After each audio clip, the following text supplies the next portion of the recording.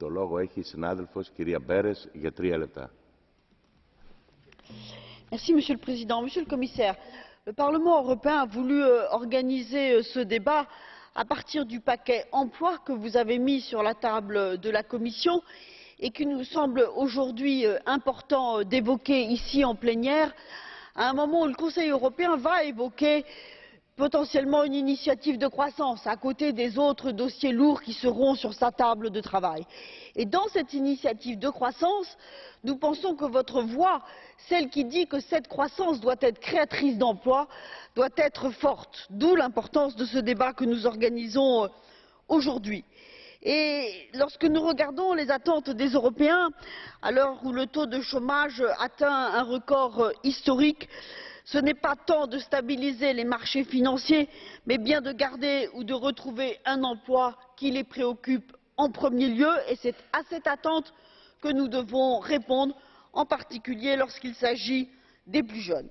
Cet espoir est confronté aux réalités d'une situation sociale qui se durcit de jour en jour.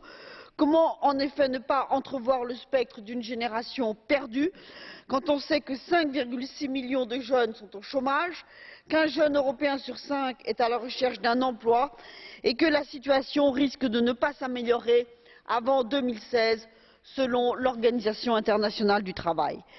La Commission européenne répète qu'un certain temps sera nécessaire avant que les orientations produisent des effets en termes de création d'emplois.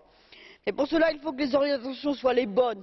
Et il est frappant de voir que dans les plans nationaux pour la réforme, le programme national de réforme que les États membres ont envoyé à la Commission, eh bien finalement leur engagement à présenter leurs plans nationaux pour l'emploi n'a pas été tant suivi d'effet que ça. Beaucoup n'ont pas respecté cette proposition.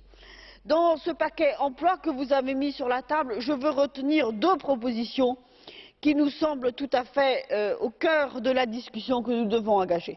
D'abord, le tabou que vous avez levé s'agissant du salaire minimum. Vous avez dit que le salaire minimum est un élément important du débat pour lutter contre la pauvreté et l'exclusion sociale, pour lutter contre le dumping social et pour poser la question de la demande agrégée, de la stimulation de la demande intérieure. C'est un sujet majeur si nous voulons résoudre les problèmes de déséquilibre interne au sein de l'Union européenne.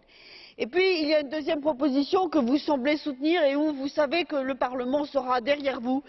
C'est cette idée d'une garantie pour les jeunes, qui fait qu'un jeune ne pourrait pas se retrouver sans emploi, sans apprentissage ou sans travail après 4 mois sur le marché du travail. C'est une proposition majeure sur laquelle, si nous voulons, au-delà des mots, engager des propositions concrètes, il nous faut dans les mois qui viennent, autour des perspectives financières, autour des conclusions de ce prochain Conseil européen, avancer et nous serons à vos côtés pour le faire.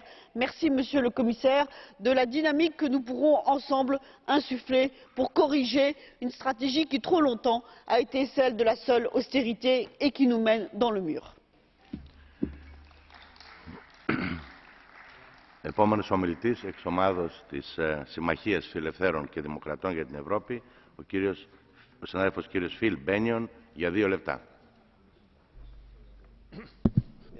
This employment package makes a lot of very welcome suggestions for member states to take